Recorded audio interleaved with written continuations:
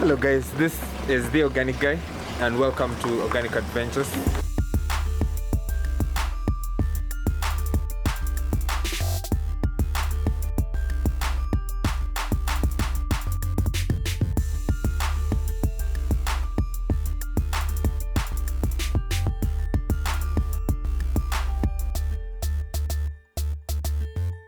Welcome to Organic Adventures. We are all about starting, engaging and documenting conversations that will hopefully help you understand what organic is all about. So in this adventure we promised you to bring you a very important guest, and we are at the OCA offices with the one and only Dr. Peter Mokaya, who is also known as Dr. Organic. He will be telling us more about that and why it's called Dr. Organic. But we just want to for him to share with us a little bit about his organic journey, share with us about what OCA is all about, and most importantly, we'll talk all things organic. Well, thank you very much, sir, for having us at your offices. Most appreciated. It's a pleasure. Yeah, so this is one of the very interesting conversations we've been willing to have, and just to give an overview to the viewers who are listening for the first time, you can just tell them who you are and what you're all about. Thank you, and thank you for the opportunity to say who we are, what we do, and why we do what we do. As I said, my name is Dr. Peter Mokaya. Some people call me Dr. Organic, and there's perhaps a good reason behind that. I'm the CEO of Organic Consumers Alliance. Organic Consumers Alliance, as you correctly say, is about all things organic foods, all things organic lifestyle, all things about the philosophy of organic. And many people are a little disturbed about what is this thing about organic. Firstly, let me just say that I come from a background of healthcare. I'm a physician. I'm a public health physician. Been in this field for the last 3 decades. Yes, believe it or not, 3 decades plus. And I'm still about 25 years young. Okay. That's how I feel. Yeah. Thank you, as I said again, for the opportunity to share. I oftentimes find it difficult to know what to say and what not to say. Okay. But in the particular case, let's just talk about the generalities, the broad issues. Yeah. Having said who I am and what my name is, perhaps the thing I would like to share with the audience is what is this thing people call organic, or some people, because of the accents, call organic, as in what's the difference between these foods that are organic and foods that are not. The key differentiating factor for the general audience is that these are foods that are grown without using agrochemical synthetic products. Yeah. They're usually grown without these agrochemical substances, which don't only poison the soil, but that also are externally sourced. They're expensive, they're unaffordable, and from an organic point of view, the residues are being implicated to cause problems that are not only associated with the health of the soil, but importantly for me as a physician, are associated with the interfering with the health of human beings. It's interesting you mentioned about being a health physician, a public health physician, Right. and also you mentioned about you were at the Johns Hopkins University in the US. Yes. So for me, I see those as lucrative opportunities. When I used to grow up, being a doctor was a big deal. Yes. So what was some of the things that made you switch your profession from being in the medical field to actually wanting to create awareness as to why people should eat organic? Yes.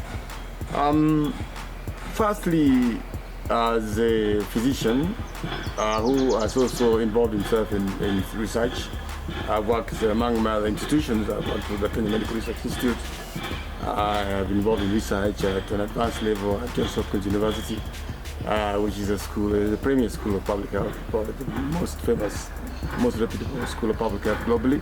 And some of the issues that came out in this journey were the need to interrogate how we can not only treat disease, but also how we can prevent disease. In the course of that journey, about 10 years ago, ask myself these deep questions: how do we contribute to make a difference to people's well-being?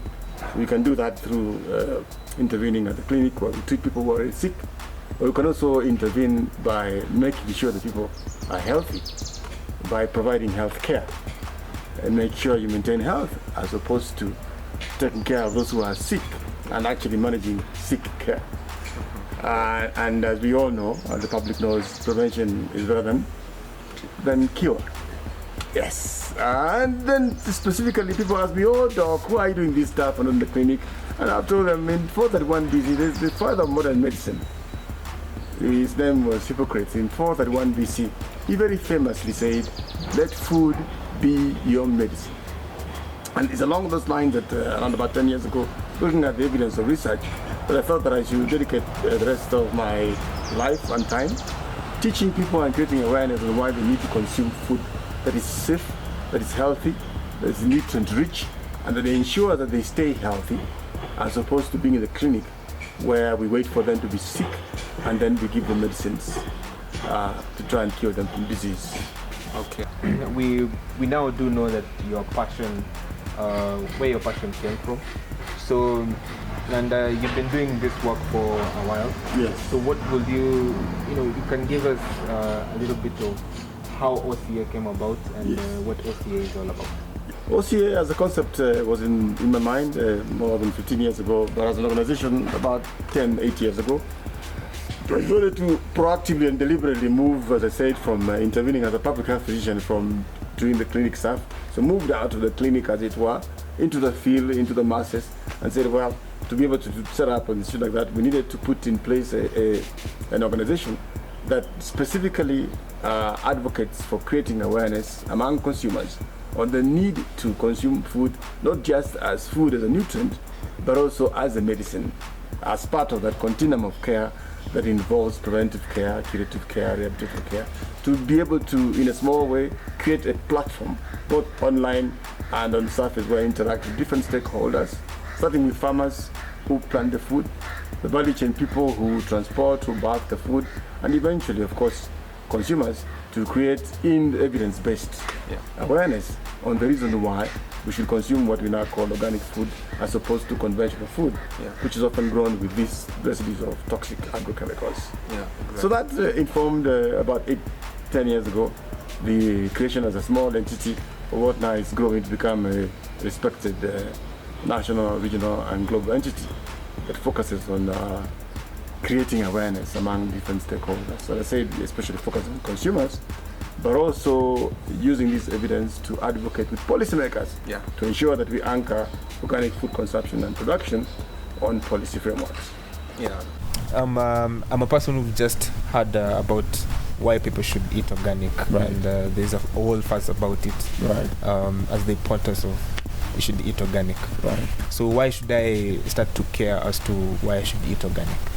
Firstly, for lack of a better word, these foods that are not grown with external synthetic chemicals. For lack of a better word, a lay person, you would probably refer them to the foods that your grandmothers and grandfathers eat. That food was organic. Yes. Why? Because it was grown naturally, using locally available materials. It didn't have any contamination from these agrochemicals. It was grown within the context of nature in an environment that was harmonious, that was enriching the soil, that ensured the soil nutrients came into the food, and that when you consume this food, it ensured that you were able to actually, without any effort, maintain your health status. This for somebody who's probably new to organic, I'll say if you don't want to use the word organic for those who are within Kenya and the East African region, you could use the word kienyeji. For example, why it's preferred to eat kienyeji chicken or kienyeji eggs, and I think most people intuitively can relate to that. And as you may know very well, people without anybody creating awareness, they know that kienyeji eggs, aka organic eggs, are more nutritious and even taste better than the modern broiler chicken kind of egg. So that's really what I would start with. Taste is a factor. Access is a factor. And of course, people then will know that this is food that I need to consume because it's healthy, it's tasty, and it's available and affordable. Thank you. Yeah, it's important also you mentioned about that. So the other day we were doing our second episode. Right. We were asking people as to why they actually eat organic, and one of the excuses, the most excuse that people gave was that there is lack of availability of organic products. So do you think that is a legit question or excuse that one should have, or is just people being lazy and giving out excuse? No, generally it's true, because first of all, if you don't know what you're looking for, you may not find it. And this is why the first thing that we do is to create awareness on what foods do we define as organic. Once you know what they are and what their value is to your health, then you may know where to find them. You may actually, many people consume organic foods without realizing they're organic foods. Perhaps what I should do, if you allow me quickly, is to define what foods are just beyond the agrochemicals. What foods are defined as organic. Organic is a philosophy, is a system of growing, producing, sharing, and consuming food is in harmony with nature, in the sense that these foods are not just tasty and healthy, because health is a component of the 4 principles of organic. But the 3 other components of an organic philosophy, that these foods are ecologically friendly. They're grown in a matter that doesn't destroy the soil of the ecology. They are organically produced in the context of ecologically. Number 2, they are shared or produced in the context where there is fairness to the animals, the plants, and the ecosystem, and that these are also grown in an environment that is caring and that shows love. So in summary, the organic philosophy embraces 4 principles: ecology, fairness, caring, and of course health. So once you explain to them, then they understand that they have by default been consuming organic foods without realizing. But there's now a system that allows organic food to be classified, in the sense that you need to find a way where you can certify and confirm that it's organic, and that process is made it difficult for most people to access what one would refer to as organic food. So I agree, there is a challenge in terms of accessing what organic foods are available. But again, with more concerted efforts, with involvement of government, people who produce food, and the farmers, we can increase the access and the affordability of these organic foods, which were there intrinsically before 50 years ago, when we started using agrochemicals, and we grew food organically before we introduced the modern farming system, so to say. So challenging things about this journey of creating awareness and letting people know as to why they should eat organic. Many challenges, like everything else. The first challenge is correctly saying the people thought that this is a foreign idea that came from abroad, and the first thing you have to do is to kind of shift people's thinking that organic was actually the food that our grandparents ate. These last 2 generations, the generation of my father and myself and my children, who think that organic is a trendy for the rich, a kind of niche food where those rich people in Karen and in those suburban areas can afford, because it's pricey. Now, this is my biggest challenge, that we need to tell the people, know the masses, that you can actually grow organic food and consume it. It's cheaper, it's healthier, it's more accessible. So that's the other challenge of how do we access the masses to reorient their thinking, that they can actually grow organic food and access it and sell the surplus to others and make an income from it.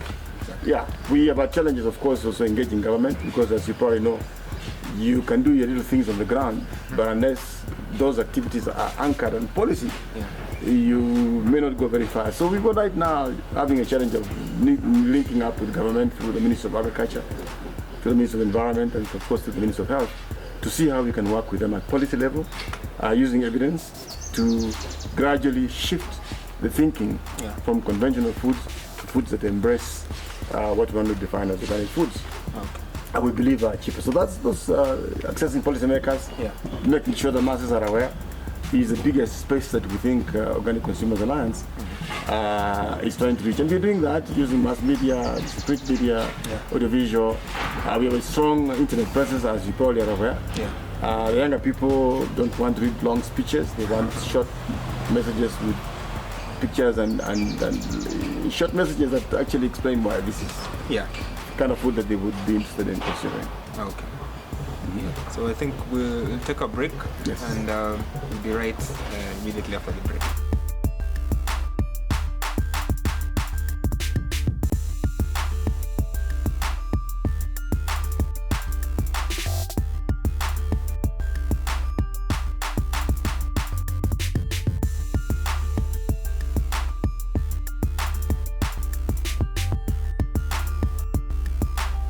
Well, welcome back to Organic Adventures. We, of course, are one-on-one with Dr. Peter Mokaya, also known as Dr. Organic. And we are discussing all things organic. Before the break, we were talking about awareness and some of the challenges that you've been, had when creating awareness. Right. And one thing for sure that doesn't need awareness is the rise of NCDs, Right. the non-communicable diseases. Right. So, what do you think? Is there a critical role that organic foods can play in terms of minimizing the rise of the non-communicable diseases? Indeed, and I appreciate you asking that question. There is clearly a definite role that organic foods can play in reducing and mitigating the rising incidences and prevalence of chronic diseases, include cancer, diabetes, blood pressure, and others. And this month happens to be the month of October, is globally, internationally known as the Cancer Awareness Month. So I appreciate your question because it's relevant. From a preventive perspective, two things that an individual can do to reduce the incidence or risk of getting into these chronic diseases is through consuming the right diet and exercise. Oftentimes, 80% of that mitigation comes from eating the right food, and 20% more or less from exercising. So I would say that indeed organic food sits pretty on the table as one of those things that one can do, or foods one can consume to reduce the risk of getting these chronic diseases, including cancer. Not just for prevention purposes, but even as part of the treatment package. That if one consumes food that's free from chemical residues that are toxic, one can actually mitigate the risk of cancer. And if one is already infected, it can also reduce, be part of the treatment package towards the journey of healing or recovering or getting a remission from cancer. Yeah. Another hot topic right now, another hot issue that is going on is the issue of the Big Four. You know, the Kenyan government has laid out its plan for the next 5 years on what it intends to achieve. We are talking about food security, we are talking about universal healthcare, we are talking about manufacturing, and also affordable housing. So those are big measures the government has dedicated itself in doing. Do you see organic playing a role in terms of trying to achieve the Big Four for the government that has set? Indeed, in my view, the Big Four is just one huge big agenda that's anchored on food security. That's, in my view, the biggest, the strongest, and the broadest foundation of achieving the Big Four. And food security, what is food security?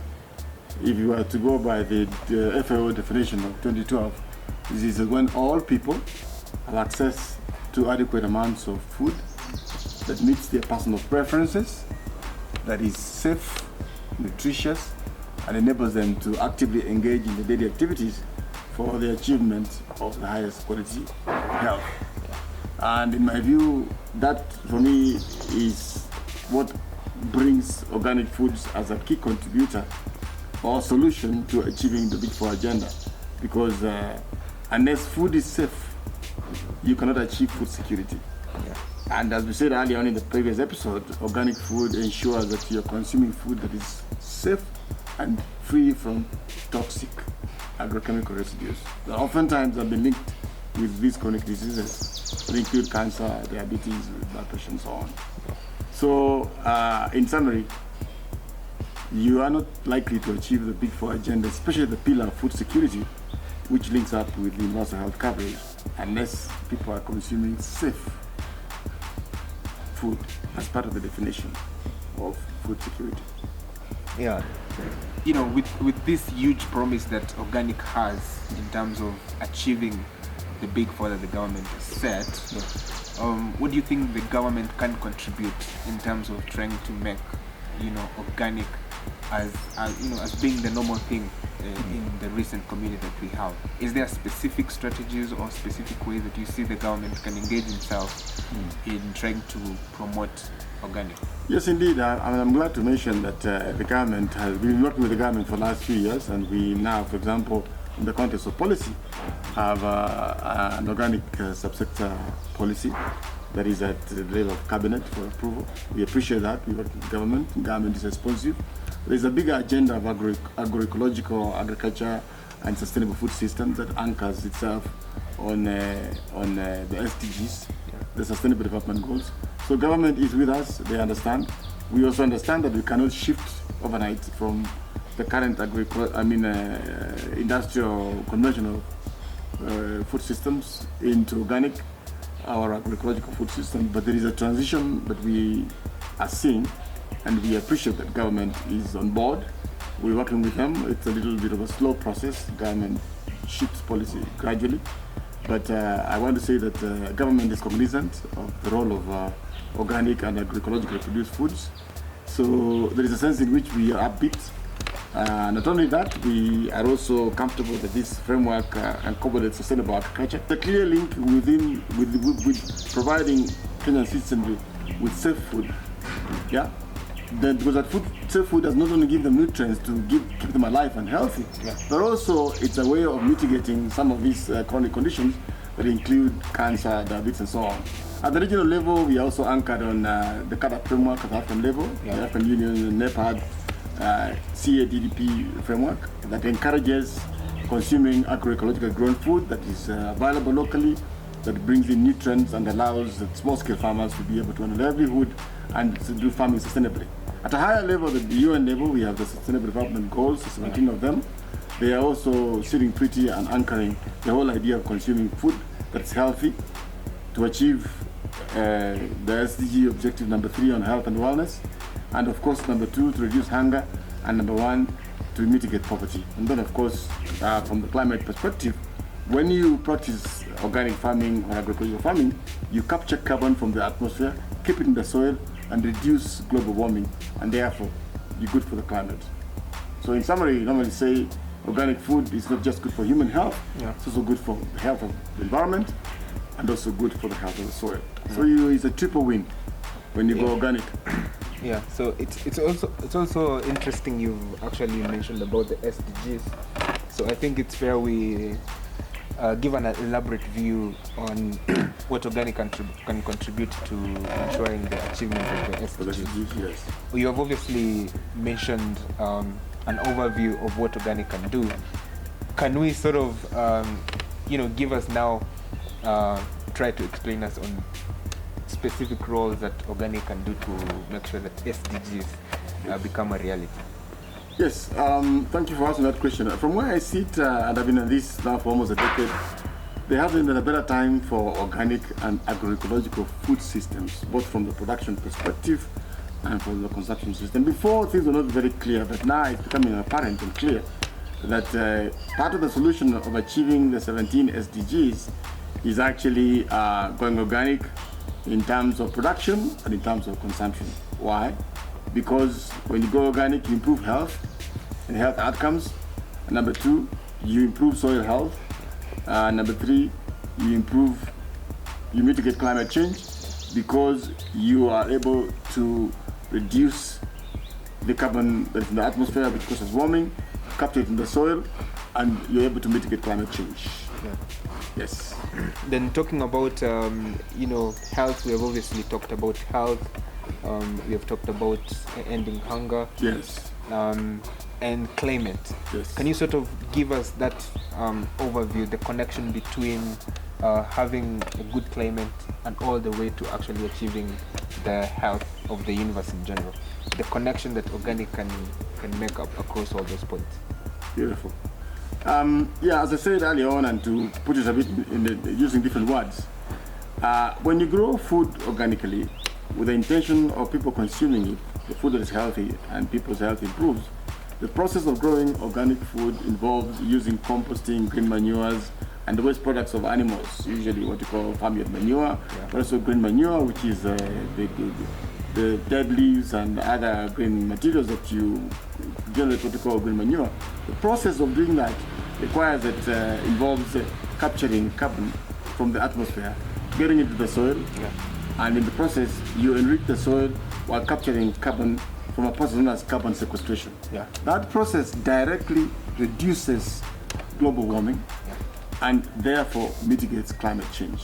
In fact, the evidence shows that more than direct and indirect effects of global warming are from agricultural activities. The current agricultural activities use fossil fuels, use external fertilizers and agrochemicals that create more carbon into the atmosphere. Organic agriculture or agricultural agriculture does the opposite. It reduces use of these fossil fuels, it uses local materials, composting, green manure, and allows for the enrichment of the soil, while at the same time ensuring that nutrients are captured in the soil to generate what's healthy food. And that's what we call organic foods. So it's a triple win, both for the health of humanity, as I said, the health of the soil, and most importantly and lately, for the health of the climate. So as the SDGs summarize, they say clearly that the SDGs are for people, for planet, and for profits, in that order. And I also think that that's a critical point. You have obviously been doing this sense of creating awareness for a while now. What gives that sense of hope that we are heading in the right direction? Is there, signs you're seeing that, gives you that hope? We're headed in the right direction. It's, a matter of time before we see organic doing its thing. Thank you for asking that question. If you asked me that question 10 years ago or 5 years ago, I'd have been pessimistic. But what drives us is passion, is purpose, is persistence, and evidence. As we sit right now, we're sitting pretty because the evidence shows that the whole world has suddenly realized that we cannot live sustainably unless we shift from the current conventional external inputs-based ways of producing food and consuming food to more sustainable approaches that use local materials that are valuable and accessible and affordable to farmers, oftentimes small-scale farmers, who, as I'm sure you know, feed 80% of the world. We see now evidence locally and regionally and globally of people shifting into organic farming. It's a good space to be in at this point in time, to be in the organic space or the agroecological space, because in many ways all frameworks from the global frameworks at the UN level, the United Nations framework on Convention on Climate Change, the UN framework of SDGs, at the regional level, CADAP, at the national level, the Big Four agenda, in the context of Kenya. All these frameworks are aligned in such a manner that organic foods are a key contributor to solving or a solution to those frameworks, both in the context of food security, in the context of mitigating NCDs, chronic conditions like cancers and diabetes, and of course in the context of mitigating climate change, from the context of sequestrating carbon and ensuring that we're practicing agriculture that's friendly to the small-scale farmer and also friendly to the planet. We obviously see the benefits of organic, but from your context, do you see that a time will come when everyone will be consuming organic foods at their pleasure?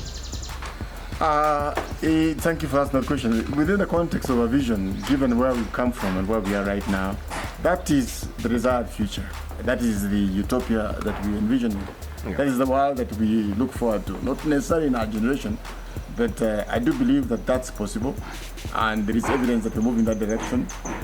For example, recently we traveled to India, and there's a state that is the size of Moranga County and Nairobi County combined, Sikkim, the north of India, where they're practicing 100% third-party certified organic.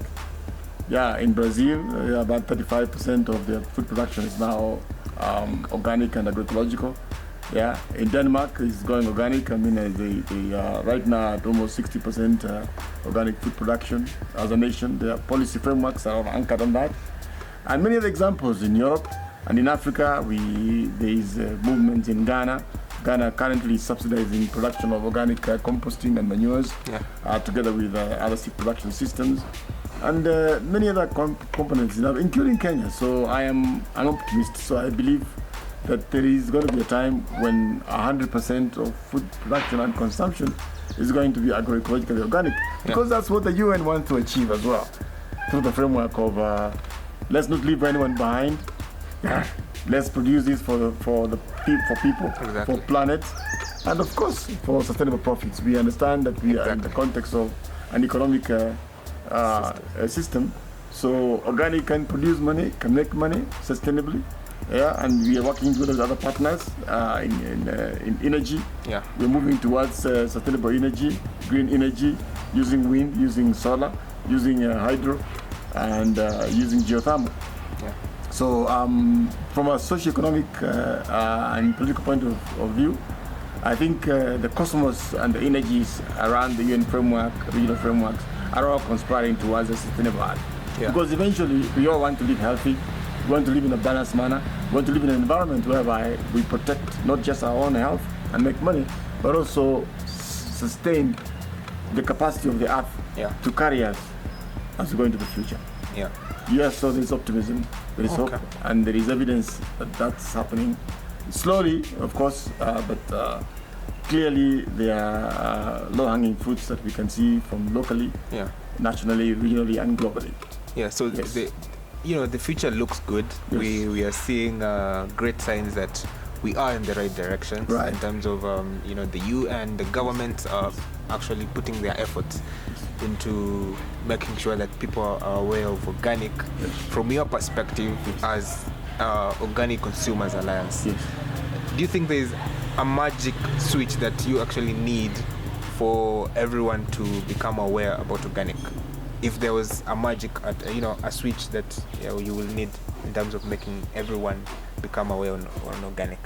Yes, my view would be that while there may not be a magic switch, one of the avenues that we're using to leverage for creating awareness on the value and the benefits of organic, and broadly speaking agroecological foods, is social media, digital media, the internet. There is a growing awareness, especially among the youth, who are more than 70 to 80% of the global population. That for me is the nearest thing to a magic switch. Even this interview we are conducting here right now, once we're able to leverage this on different social media platforms, once young people especially understand that this is good for those three components, it's good for the planet, good for the soil, good for human health, and good for the overall health of the ecosystem, that for me is an ongoing light bulb that may not necessarily be a magic switch, but is as close to a magic switch as it can be, by creating awareness that organic is not just a small niche issue, but it's an issue, is a philosophy that embraces the sustenance and the survival of the human ecosystem going forward, from all aspects, including economic point of view. Right now, obviously, we've been advocating for organic, and in terms of consumer organic, for about the last 8 years. So, I'd like to see your bigger picture, your vision. At what time do you think that will come that will actually be satisfied in terms of what you've done to the organic movement? Is there a grand picture that you can paint for us that gives us hope, in the coming days about organic? Yes, thank you. From where I sit, the last 8 years, about a decade now, has been tough. We've been in the trenches. Mostly what we've been doing is gathering the evidence. People haven't seen us, but in the last few years, we've come out of the foundation. We are coming to surface. We now have a huge internet presence from the evidence we've been accumulating. Like you're building a house, you set a foundation, it takes a long time. But I can tell you without fear of contradiction that we are at a position now where we believe that, as they say, we are about to upgrade to the next level, where we want to partner now with all like-minded persons from environment, from soil health, from agriculture, from disease mitigation in health. There is a whole global partnership, and we're leveraging on the recently launched Sustainable Development Goals. So for me, while we may not see this 100% realization of organic food being consumed globally within our lifetimes, we believe that we are now at a level where we are partnering with younger people, with other different interested like-minded entities, like the Organic Adventures, of course, that's what we have in this interview, who, once we suck them in this space, then we'll have what people describe as a critical mass of like-minded people. Once that happens, and I can tell you for sure, then it'll be boom. People then will realize that this is the preferred way forward, and the rest will just flow. Because it's almost instinctively the right thing to do without even collecting the data. The survival of the human race within the context of the current pollution and contaminated environment, that we shift our activities, our thinking, our energies, and the way of doing things to thinking about others and less about ourselves. Because it's one world. That's why the SDGs are packaged just for people, for planet, and for profits. And I'll just add for sustainable profits, leaving no one behind. Okay. Thank you. Thank you very much. I think it was a pleasure having you. Thank you very much for creating time to share your knowledge and your experiences. Absolutely. Thank you. So I think we are in the right direction after this conversation. We are looking with hope and seeing that things will get better. Beautiful. I believe in that too. Go out there, spread the word. Eat organic. Let's cook organic. Let's not cook the planet. That's my last words.